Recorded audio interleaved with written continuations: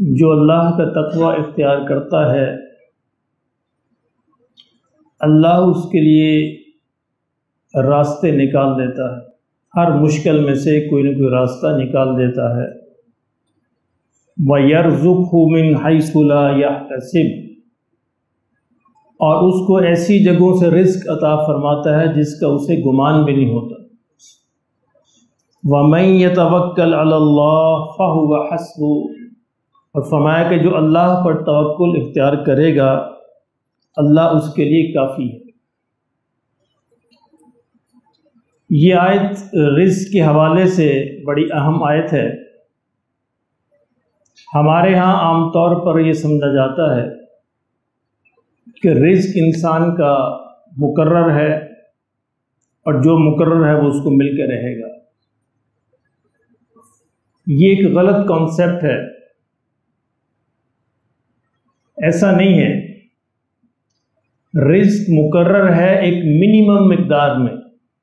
اللہ نے رزق کی دو حدیں رکھی ہیں، یہ تقدیر کے تمام امور میں ایسے ہی ہوتا ہے۔ رزق کی ایک منیمم حد ہے جو مل کر رہنی ہے، کوئی کام کرے نہ کرے، کر لے تب بھی ملے گی، نہ کرے تب بھی، لیکن یہ کم سے کم مقدار ہے، منیمم رزق ہے جو مل کے رہتا ہے۔ اس کو مقدر میں ہم کہہ سکتے ہیں، اس کو مقدر میں ہے۔ رزق کی دوسری قسم جو ہے وہ اللہ نے محنت کے ساتھ جوڑی ہے۔ تقدیر میں ایسے لکھا ہوتا ہے کہ اتنی محنت کرے گا اتنا مل جائے گا، اتنی محنت کرے گا اتنا مل جائے گا، نہیں کرے گا تو نہیں ملے گا۔ اچھا، آگے اللہ کی مرضی ہوتی ہے کہ تھوڑی محنت پہ زیادہ دے دے یا زیادہ محنت پہ تھوڑا عطا فرمائے، یہ اللہ کی مرضی ہے، اس میں انسان کچھ بھی نہیں کر سکتا۔ یہ تقدیر کا وہ حصہ ہے جہاں انسان کا کوئی اختیار نہیں۔ اور رزق کی تیسری قسم اللہ نے دعا کے ساتھ جوڑی ہے کہ بندہ دعا کرے گا تو اس کو برکت دے دوں گا، نہیں کرے گا تو نہیں دوں گا۔ یہ ہے، ایسا نہیں ہے کہ بس جی جو مقدر میں مل کے رہنا ہے، وہ منیمم مقدار ہے، کم سے کم مقدار ہے، وہ ملے گی۔ لیکن اگر انسان ترقی کرنا چاہتا ہے، آگے بڑھنا چاہتا ہے، مزید حاصل کرنا چاہتا ہے تو اس کو یہ دونوں راستے بھی اختیار کرنے پڑیں گے، محنت کا بھی اور دعا کا بھی۔ اچھا، یہی حال ہمارا عمر کے بارے میں، اس میں بھی ہم سمجھتے ہیں کہ عمر مقرر ہے، ادھر سے ادھر نہیں ہو سکتی، یہ بھی غلط ہے، ایسا نہیں ہے۔ عمر کی بھی ایک اللہ نے ایک منیمم مقدار رکھی ہے، ایک میکسیمم رکھی ہے۔ میکسیمم سے آگے تو بندہ جا نہیں سکتا، ایک سیکنڈ آگے پیچھے نہیں ہو سکتا، اور منیمم پہ جب اللہ چاہے منیمم پہ ہی لے جائے، یہ اس کی مرضی ہے۔ لیکن اس کے درمیان کا جو سپین ہے، منیمم اور میکسیمم کے درمیان کا جو سپین ہے، اس سپین کو بھی اللہ نے محنت اور دعا کے ساتھ جوڑا ہے۔ اچھا، زندگی کی محنت کیا ہے کہ کوئی بندہ اپنی صحت کا خیال رکھے گا تو اس کی صحت میں، اس کی زندگی میں اضافہ کر دوں گا، یہ محنت ہے۔ صحت کا خیال کرنا، حفظان صحت کے اصولوں پر پابند رہنا اور اپنی کیئر کرنا، یہ اس کا حصہ ہے۔ اتنی کرے گا تو اتنے سال بڑھا دوں گا، اتنی کرے گا تو اتنے سال بڑھا دوں گا، یہ اس تقدیر کا حصہ ہے۔ اور اسی طرح عمر جو ہے اللہ نے دعا کے ساتھ بھی جوڑی ہے، صلہ رحمی کے ساتھ۔ خاص طور پہ حضور صلی اللہ علیہ وسلم کی بہت سی احادیث اس بات پر شاہد ہیں کہ آپ فرماتے ہیں جس کا مفہوم یہ ہے کہ جو بندہ صلہ رحمی اختیار کرے گا اللہ اس کی عمر کو بڑھا دیتے ہیں۔ یہ کیا بڑھانا ہے؟ یہ وہی بڑھانا ہے، یہ وہی تبدیلی ہے کہ جو اس منیمم اور میکسیمم سپین کے درمیان ہوتی ہے، تو وہ اللہ اس کو بڑھا دیتے ہیں۔ اگر یہ بندہ یہ صلہ رحمی کرے گا، دعا کرے گا تو میں اس کو بڑھا دوں گا، نہیں تو نہیں بڑھاؤں گا۔ تو بہت ساری چیزیں اللہ نے ہماری اپنی محنت، ہماری اپنی سوچ، ہمارے اپنے خیالات، ہماری اپنی دعاؤں کے ساتھ جوڑی ہوئی۔ اب یہ ہماری مرضی ہے کہ ہم اس کو کتنا اختیار کرتے ہیں، کتنا حاصل کرتے ہیں۔ اچھا، رزق کے بارے میں جو محنت ہے، جو کوشش ہے، اس کو تو سارے جانتے ہیں، الحمدللہ سارے اس میں لگے ہوئے ہیں اور لگنا بھی چاہیے۔ یہ ایک تو محنت سے ملتا ہے، لیکن رزق کے حاصل کرنے کے کچھ روحانی وسائل بھی ہیں، آج آپ کو اسی طرح متوجہ کرنا مقصود ہے۔ یعنی محنت کے بارے میں تو کسی کو بتانے کی ضرورت نہیں، سارے انسان جانتے ہیں، لیکن رزق کی محنت کے ساتھ، مادی وسائل کے ساتھ ساتھ کچھ روحانی وسائل بھی ہیں جن میں پہلا ذریعہ اللہ نے اس آیت میں بیان فرمایا تقوی، وَمَن يَتَّقِ اللَّهَ يَجْعَل لَّهُ مَخْرَجًا وَيَرْزُقْهُ مِنْ حَيْثُ لَا يَحْتَسِبُ، کہ جو تقوی اختیار کرے گا اللہ نے فرمایا اس کو ایسی جگہوں سے رزق عطا کروں گا جس کا اسے گمان بھی نہیں ہوگا۔ اب یہ تقوی کیا ہے؟ تقوی یہ ہے کہ جہاں اللہ انسان کو دیکھنا چاہتا ہے وہاں اس کو دیکھے، اور جہاں نہیں دیکھنا چاہتا وہاں نہ دیکھے۔ یہ آسان الفاظ میں، یعنی جو جو کام اللہ یہ چاہتا ہے کہ انسان کرے وہ انسان کرتا نظر آئے، اور جو جو کام اللہ چاہتا ہے کہ انسان نہ کرے وہ نہ کرتا نظر آئے۔ یہ تقوی ہے۔ اگر یہ تقوی اللہ نے فرمایا، یہ اللہ کا وعدہ ہے اس آیت کے اندر، اگر انسان صحیح معنوں کے اندر یہ تقوی اختیار کرے گا تو پھر یہ اللہ کی اپنی یعنی مرضی پر ہے کہ وہ تھوڑی میں زیادہ عطا فرما۔ یعنی انسان محنت تو کرے، محنت تو کرتے ہیں سارے، لیکن ایسا نہیں ہوتا کہ سب کو برابر کی محنت پہ برابر ملے۔ اب یہ اللہ کی تقسیم ہوتی ہے، کچھ کو اللہ تھوڑی محنت پہ زیادہ عطا فرما دیتے ہیں اور کچھ کو زیادہ محنت پہ تھوڑا عطا فرماتے ہیں۔ یہ اس کی تقسیم اور امتحان ہے۔ اور تقوی کے بعد فرمایا کہ دوسرا جو ذریعہ ہے رزق کے روحانی وسائل کا، یہ دعا، توبہ اور استغفار ہے۔ توبہ، استغفار اور دعا، یہ تقوی، یہ رزق کے حاصل کرنے کا دوسرا ذریعہ ہے۔ اس کا بھی اللہ نے سورہ نوح کے اندر انسانوں سے وعدہ فرمایا، فَقُلْتُ اسْتَغْفِرُوا رَبَّكُمْ إِنَّهُ كَانَ غَفَّارًا۔ حضرت نوح علیہ السلام کو کہا گیا کہ اب لوگوں کو بتا دیجئے کہ تم استغفار کرو۔ استغفار سے کیا ہوگا؟ یرسل السماء علیکم مدرارا، اللہ تم پر آسمانوں کی رحمتوں کے دروازے کھول دے۔ وَيُمْدِدْكُمْ بِأَمْوَالٍ وَبَنِينَ وَيَجْعَلْ لَكُمْ جَنَّاتٍ وَيَجْعَلْ لَكُمْ أَنْهَارًا، اور تمہارے مال میں، تمہارے بیٹوں میں، تمہارے باغات میں، تمہاری نہروں میں اللہ تمہیں برکتیں دے گا۔ اللہ اکبر، یہ ہے استغفار کی برکت۔ اس میں اللہ نے سارے معاملات ہی کور کر دیے۔ سیدنا علی رضی اللہ تعالیٰ عنہ کے پاس جب کوئی بندہ کو مسئلہ لے کے آتا کہ جی حضرت بڑی بیماری ہے، تو آپ اسے فرماتے استغفار کرو۔ کوئی اور آ گیا کہ حضرت مجھ پہ بڑا قرض ہے، میں کیا کروں؟ فرماتے کہ استغفار کرو۔ کوئی اور آتا کہ حضرت اولاد نہیں ہو رہی، کیا کروں؟ فرماتے استغفار کرو۔ کوئی اور آتا کہ حضرت رزق میں بڑی کمی ہے، بڑی تنگی ہے، بڑی مشکل ہے، کیا کروں؟ فرماتے استغفار کرو۔ تو ساتھی پوچھتے کہ حضرت ہر بات پہ آپ استغفار ہی کہے جا رہے ہیں۔ فرمایا خود سے تھوڑا کہہ رہا ہوں، سورہ نوح کہہ رہی ہے، اپنے پاس سے نہیں کہہ رہا، سورہ نوح کہہ رہی ہے، اللہ رب العزت کہہ رہے ہیں کہ اللہ کا وعدہ ہے ان سب چیزوں پر کہ استغفار کرو۔ تو جو بندہ استغفار کرتا ہے تو اللہ رب العزت اس پر برکتوں کے دروازے کھول دیتے۔ تو رزق کے حاصل کرنے کا پہلا روحانی طریقہ تقوی کا اختیار کرنا، اور دوسرا روحانی طریقہ جو ہے وہ دعا، توبہ اور استغفار ہے۔ اور یہ تو میں نے آپ کو یہ کہانی بہت دفعہ سنائی ہے کہ امام احمد بن حنبل رحمۃ اللہ علیہ ایک سفر پہ تشریف لے گئے، پیدل ہی جا رہے تھے، راستے میں رات ہو گئی۔ اب رات ہو گئی، کسی مسجد کے اندر ٹھہر گئے۔ اس مسجد کا چوکی دار میرے جیسا تمیز تھا، اس نے کہا اوئے کتوں آیا؟ چل نکل بات، میں مسافر آدمی ہوں، مجھے رات رہنے دیجیے۔ آپ وہ کہا نہیں اتنے نہیں رہنے دی اجازت، جیسے ہمارے یہاں مسجدوں میں ہوتا ہے۔ تو بڑی منت سماجت کی نہیں گیا، تو اس نے وہ چوکی دار کو باہر کو گیا تو حضرت نے چادر اپنی اوپر لی، اوپر سے جو صف اوپر لپیٹی لیٹ گئے۔ اب اس نے دیکھا یہ مولوی تو مانتا ہی نہیں، اس نے پاؤں سے پکڑا، گھسیٹا، گھسیٹ کے باہر پھینک۔ اب یازار اس کے بعد تو حل ہی کوئی نہیں تھا۔ اب محلے کے کسی آدمی نے دیکھا، اس نے کہا یہ کیا کرتے ہو، مسافر آدمی ہو، اتنا ظلم کرتے ہو اس کے ساتھ؟ اس نے کہا جی میری گل نہیں مانتا، میں سیدھے ستا پہ۔ اس نے اچھا چلو آئے، اس نے کہا جی بھائی آپ مسافر ہیں، میرے گھر آ جائیے۔ اس کو بڑی عزت احترام کے ساتھ وہ اپنے گھر لے گئے، گھر میں کھانا کھلایا، مہمان رکھا، چارپائی فراہم کی، بستر دیا، سو گئے۔ صبح اٹھے، ناشتہ کیا، اس کے بعد کہا اچھا میں چلتا ہوں اپنے سفر پہ، لیکن کہا کہ مجھے ایک بات تو بتاؤ۔ امام تو پھر امام تھے، کہا کہ جب سے میں آیا ہوں میں دیکھ رہا ہوں کہ تمہارے ہونٹ حرکت کرتے رہتے۔ جو بندہ جو میزبان تھا اس کو کہا، مجھے یہ سمجھ نہیں آئی کہ یہ مطلب تم کیا پڑھتے رہتے؟ کل بھی میں نے دیکھا، رات بھی دیکھا، صبح بھی دیکھا، کچھ نہ کچھ تم پڑھتے رہتے، یہ کیا چیز ہے؟ اس نے کہا جی بس استغفار پڑھتا رہتا۔ تو حضرت امام احمد بن حنبل نے کہا کہ کتنے برس ہو گئے تمہیں پڑھتے؟ اس نے کہا جی کم از کم 50 برس تو ہو گئے، جب سے جوان ہوا بس میں یہ پڑھتا ہوں۔ تو حضرت امام احمد بن حنبل نے کہا کہ تم نے اس کی کیا برکت دیکھی؟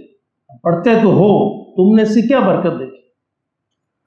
اس نے کہا جی میں نے اس کی یہ برکت دیکھی کہ اللہ میری کوئی دعا رد نہیں کرتا، میں جب بھی ہاتھ اٹھاؤں اللہ میری دعا قبول فرماتے ہیں، سوائے ایک دعا کے، بس ایک دعا ہے زندگی بھر جو قبول نہیں ہوئی۔ کہ جی وہ کیا دعا ہے؟ اس نے کہا جی میں غریب آدمی ہوں، سفر کر نہیں سکتا، اسباب نہیں ہیں، میں چاہتا ہوں کہ امام احمد بن حنبل سے ملاقات ہو جائے۔ امام احمد بن حنبل رو پڑے، فرمایا نوجوان، اے انسان، اے آدمی، تیرے استغفار میں اتنی برکت ہے کہ اللہ نے احمد بن حنبل کو پاؤں سے گھسیٹ کر تیرے قدموں میں ڈال دیا ہے۔ ایسے تھوڑا مجھے گھسیٹا گیا، یہ تیرا استغفار ہے کہ مجھے اس نے گھسیٹ کے تیرے قدموں میں ڈالا۔ استغفار تو انسانوں کے ساتھ یہ کرتا ہے بشرطے کہ دل سے نکلے۔ اچھا یہ نہیں ہوتا استغفر اللہ استغفر اللہ، نہیں، دھیان کے ساتھ اللہ کی طرف توجہ کر کے، اللہ کی طرف دھیان کر کے ایک دفعہ بھی کہا تو 100 سے بہتر ہے۔ تو یہ استغفار نہیں، یا کئی ساتھی میں دیکھتا ہوں یا کرتے ہیں استغفار استغفار استغفار، یہ استغفار نہیں ہوتا۔ استغفر اللہ پورا یہ، یعنی کم سے کم جو جملہ ہے وہ ہے استغفر اللہ، کم از کم اتنا کہنا چاہیے۔ مزید بھی ہے، آگے بھی ہے، لمبے استغفار بھی ہیں، جتنی بھی اللہ توفیق عطا فرمائے، لیکن یہ اللہ کے دھیان کے ساتھ ہونا چاہیے۔ تو یہ اللہ رب العزت کا وعدہ ہے، میری بات نہیں ہے، کسی مولوی کی بات نہیں ہے۔ سورہ نور اٹھائیے، پڑھ کے دیکھیے، اور بھی بہت ساری صورتوں میں استغفار کے ساتھ وعدہ ہے کہ جو بندہ استغفار کرے گا، دعا کرے گا، اللہ رب العزت سے توبہ کرے گا، اللہ اس پر رحمتوں کے دروازے کھول دے گا۔ اور یہ ایک نہیں کہا، فَقُلْتُ اسْتَغْفِرُوا رَبَّكُمْ إِنَّهُ كَانَ غَفَّارًا، پہلا فرمایا يُرْسِلِ السَّمَاءَ عَلَيْكُمْ مِدْرَارًا، آسمان کے دروازے کھل جائیں گے، وَيُمْدِدْكُمْ بِأَمْوَالٍ، تمہارے مالوں میں برکت ہو جائے گی، وَبَنِينَ، تمہارے بیٹوں میں برکت ہو جائے گی، وَيَجْعَلْ لَكُمْ جَنَّاتٍ وَيَجْعَلْ لَكُمْ أَنْهَارًا، باغات کے اندر برکت ہو جائے گی، تمہاری نہروں میں برکت ہو جائے گی۔ ساری چیزیں اس میں کور ہو جاتی ہیں۔ تو رزق کا دوسرا روحانی طریقہ جو حاصل کرنے کا، وہ اللہ رب العزت سے دعا، توبہ اور استغفار ہے۔ تیسرا طریقہ اللہ سے رزق حاصل کرنے کا اور رزق کی برکت کا، وہ شکر ہے۔ اور یہ بھی میں نہیں کہتا، قرآن مجید کہتا ہے لَإِن شَكَرْتُمْ لَأَزِيدَنَّكُمْ، اللہ نے تاکید کے ساتھ کہا، یہ تاکید کا جملہ ہے، یہ لَإِن شَكَرْتُمْ، اگر تم شکر کرو گے، لَأَزِيدَنَّ، لازمی اس میں برکت دوں گا، لازمی زیادتی کروں گا۔ شکر کو بھی اللہ رب العزت نے رزق کی برکت کے ساتھ جوڑا ہوا ہے۔ جتنا کوئی شکر کرے گا اللہ اتنے اس کے رزق کو بڑھاتے چلے جائیں۔ اب یہ شکر کیا ہے؟ شکر کیا اصل طریقہ یہ ہے کہ اللہ نے جو نعمت عطا فرما رکھی ہے اس نعمت کو اللہ کے راستے میں خرچ کرے، یہ عملی شکر ہے۔ یعنی کہ رزق کی فراوانی اللہ نے دے رکھی ہے، رزق کو اللہ کے راستے میں خرچ کرے۔ اور دوسرا طریقہ زبانی شکر ہے، یا اللہ تیرا شکر ہے، قلبی شکر ہے، دل بھی شکر ادا کرے، زبان بھی شکر ادا کرے، لیکن بہترین طریقہ یہ ہے کہ اس کو عملی شکر ادا کرے، اللہ کے راستے میں اس کو خرچ کرے۔ تو اس پہ بھی اللہ رب العزت کا وعدہ ہے۔ اور چوتھا طریقہ ہے اللہ پر توکل کرنا، یہ بھی اسی آیت کے اندر وعدہ ہے۔ اسی آیت کے فرمایا وَمَن يَتَوَكَّلْ عَلَى اللَّهِ فَهُوَ حَسْبُهُ، جس نے اللہ پہ توکل کیا پھر اللہ اس کے لیے کافی ہے، اس کو کسی کی ضرورت نہیں رہتی۔ پھر حسبنا اللہ ونعم الوکیل نعم المولا ونعم النصیر، جو وکیلوں کے مقابلے میں، ساری کائنات کے وکیلوں کے مقابلے میں اللہ کو اپنا وکیل بنا لے، تو کوئی ہے جو اس کے مقابلے میں آئے؟ جو اللہ اس کا کارساز بن جائے، اللہ اس کا وکیل بن جائے، تو پھر کوئی مقابلے میں نہیں آ سکتا۔ تو یہ توکل کیا ہے؟ توکل کا مطلب ہاتھ پاؤں توڑ کے بیٹھنا نہیں ہوتا۔ توکل کا مطلب یہ ہوتا ہے پوری محنت کرنے کے بعد محنت کا نتیجہ اللہ کے حوالے کر دیں، یہ ہے توکل۔ ایک صحابی آئے، نبی صلی اللہ علیہ وسلم کی خدمت میں حاضر ہوئے، اونٹ پر آئے تھے اور اونٹ سے اترے، کہا کہ یا رسول اللہ صلی اللہ علیہ وسلم میں اونٹ کو باندھوں یا اللہ پہ توکل کروں؟ یعنی کانسیپٹ کلیئر نہیں تھا۔ تو حضور نے فرمایا صلی اللہ علیہ وسلم پہلے اونٹ کو باندھو پھر توکل کرو، یعنی پہلے جو تم کر سکتے ہو وہ کرو پھر توکل کرو۔ اب دیکھیں سورہ جمعہ کے اندر روزانہ ہم پڑھتے ہیں فجر کے اندر، اللہ نے فرمایا کہ جب تم جمعہ کی نماز ادا کر چکے تو رزق کی تلاش میں پھیل جاؤ، پھیلو، کوشش کرو، محنت کرو، لیکن اس محنت کا نتیجہ اللہ کے حوالے کرو، یہ توکل ہے۔ آقا دو عالم صلی اللہ علیہ وسلم نے بڑی خوبصورت حدیث ہے حضور صلی اللہ علیہ وسلم کی، حضرت ابو ہریرہ سے مروی ہے، فرماتے ہیں حضور نے فرمایا اگر اللہ پر تم توکل، کامل توکل اختیار کرو جیسا کہ توکل کرنے کا حق ہے، تو اللہ تمہیں پرندوں کی طرح رزق عطا فرمائے گا، پرندوں کی طرح۔ صحابہ نے پوچھا کہ یا رسول اللہ وہ کیا ہوتا ہے پرندوں کی طرح؟ حضور نے فرمایا صلی اللہ علیہ وسلم کہ پرندے صبح گھروں سے بھوکے نکلتے ہیں، پیٹ خالی ہوتے ہیں، لیکن کوئی پرندہ شام کو خالی پیٹ نہیں سوتا، پیٹ بھر کے آتے ہیں، انہیں پتہ نہیں ہوتا کہ کہاں سے رزق ملے گا، سارا دن محنت کرتے ہیں، خوب گھومتے ہیں، ادھر جاتے ہیں ادھر جاتے ہیں ادھر آتے ہیں، لیکن اللہ پھر انہیں رزق عطا فرما دیتے ہیں۔ یعنی پرندوں کا مطلب یہ ہے کہ پرندوں کی طرح محنت کرو، سارا دن گھومو، سارا دن تلاش کرو، جب تلاش کرو گے اللہ پہ توکل کرتے ہوئے تو پھر اللہ تمہیں محروم نہیں کرے گا، پرندوں کی طرح پیٹ بھر کے تمہیں لوٹائے گا۔ تو یہ اگلا طریقہ ہے اللہ پہ توکل اختیار کرنا، اور اگلا بڑا اہم طریقہ ہے وہ ہے اللہ کے راستے میں خرچ کرنا۔ یہ سب سے اہم ہے، یعنی ان تمام اسباب کے بعد جو ہے یہ بھی قرآن مجید اس پہ گواہ ہے۔ ایک آقا دو عالم صلی اللہ علیہ وسلم کی ایک حدیث سنا دیتا ہوں اس پہ۔ حضور صلی اللہ علیہ وسلم ایک دفعہ کہانی آپ نے سنائی صحابہ کو، بعض اوقات نبی صلی اللہ علیہ وسلم بڑے جب خوشگوار موڈ میں ہوتے تھے تو صحابہ کو کہانی سناتے تھے پچھلی قوموں کی۔ تو حدیث میں آیا کہ حضور صلی اللہ علیہ وسلم نے صحابہ کو کہانی سنائی، کہا کہ پرانے زمانے میں ایک آدمی تھا، ذمہ دار آدمی تھا، اپنے کھیتوں کو پانی لگاتا تھا۔ ایک شخص سفر کر رہا تھا، اس نے بادلوں میں سے آواز سنی، بادلوں میں آواز آئی کہ اے بادلوں فلاں شخص کے کھیتوں کے جا کے پانی دو۔ کہ اچھا، اب یہ شخص بڑا حیران ہوا کہ بادلوں میں سے نام لیا جا رہا ہے اس شخص کا، تو یہ بادل کے پیچھے پیچھے چل پڑا، جہاں جہاں بادل کا ایک چھوٹا سا ٹکڑا تھا، بادل پورے نہیں تھے، ایک بادل کی ٹکڑی تھی اور وہ تیر رہی تھی فضا میں، یہ اس کے پیچھے پیچھے چلتا گیا۔ اب اس نے دیکھا کہ وہ بادل ایک پہاڑی، چھوٹی پہاڑی تھی، اس پر جا کر برسے اور خوب برسا، پانی جمع ہوا، پانی ایک نالے کے اندر آیا، وہ نالا چلتا چلتا ایک کھیت کے اندر پہنچ گیا۔ یہ بھی پیچھا کرتے کرتے اس کھیت پہ پہنچ گیا، دیکھا کہ اس کھیت میں ایک آدمی کام کر رہا، ارد گرد کے سارے کھیت خشک ہیں، اب اس کے کھیت کو پانی لگ رہا ہے، اس کھیت میں ایک آدمی کام کر رہا۔ اب اس نے جا کے پوچھا کہ بھائی تمہارا نام یہ ہے، یہ تمہارا نام ہے؟ اس نے کہا ہاں یہی میرا، تمہیں کیسے پتا چلا؟ اب اس نے بادلوں سے آواز سنی، اس نے کہا کہ میں نے تمہارا نام بادلوں میں سے سنا، بادلوں میں سے آواز آئی کہ تمہارے کھیتوں میں پانی دیا جائے، تمہارا کون سا ایسا عمل ہے مجھے سمجھ نہیں آئی، یہ پوچھنے آیا ہوں وہ کون سا ایسا مبارک عمل ہے کہ اللہ رب العزت تمہارا نام لے کے بادلوں کو مخاطب کرتے ہیں۔ اس نے کہا کہ مجھے اور تو کچھ عمل یاد نہیں، بس ایک عمل یاد ہے، وہ یہ ہے کہ جب بھی کھیتی میری پکتی ہے، فصل کاٹتا ہوں تو سب سے پہلے اس کے 3 حصے کرتا ہوں اور فوراً تیسرا حصہ اللہ کے راستے میں خرچ کر دیتا ہوں۔ 3 حصے، بڑی بات ہے۔ تیسرا حصہ، ایک حصہ اپنے لیے رکھتا ہوں، ایک حصہ دوبارہ کھیت پہ خرچ کرتا ہوں جو اس کے ایکسپنسز ہیں، اور ایک حصہ فوراً اللہ کے راستے میں خرچ کرتا ہوں۔ تو حضور صلی اللہ علیہ وسلم نے فرمایا کہ یہی اس کی برکت تھی، یہ اللہ کے راستے میں خرچ کرنا، یہ اس کی برکت تھی۔ تو یہ بڑا اہم ہے کہ جو شخص یہ چاہتا ہے کہ اللہ کے راستے میں اس کا رزق میں برکت ہو، اضافہ ہو، تو وہ فوراً اللہ کے راستے میں خرچ کرنا شروع کر دے، یعنی ایک اپنی پرسنٹیج مقرر کرے، تیسرا حصہ نہ صحیح تو کوئی یہ نہ کرے کہ میں 5 10 20 30 50 خرچ، نہیں، پرسنٹیج بنائے، میری آمدنی کی اتنی % یا اللہ تیرے راستے میں دوں گا، 5%، 10%، 20 30 50 جو بھی اللہ توفیق عطا فرمائے مقرر کر لے، اور پھر زندگی میں اس پر جم جائے، پھر دیکھیں اللہ کی برکت ہے، اللہ کی رحمتیں پھر دیکھیں۔ جو حضرات سعودی عرب تشریف لے گئے ہیں وہ جانتے ہیں کہ البیک کے نام سے بہت بڑی ایک آؤٹ لیٹ ہے، چین ہے پوری فاسٹ فوڈ کی۔ البیک کے مالک کا انتقال ہوگا، بڑی وہاں پہ لائنیں لگی ہوتی ہیں، یعنی اتنی عجیب رش ہوتا ہے وہاں پہ۔ جب البیک کے مالک کا انتقال ہوا تو بڑے بڑے جو مدارس تھے مکہ کے اندر، بڑے یتیم خانے تھے، بڑے رفاہی ادارے تھے، وہ بڑے پریشان ہوئے کہ یہ تو بڑا خرچ کرتا تھا ہم پہ، کروڑوں کے حساب سے خرچ کرتا تھا، اب یہ اس کا انتقال ہو گیا، اب اس کی اولاد پتہ نہیں ہمارے ساتھ کیا کرے۔ تو لوگوں نے کہا چلو اس کی اولاد کو ملتے ہیں۔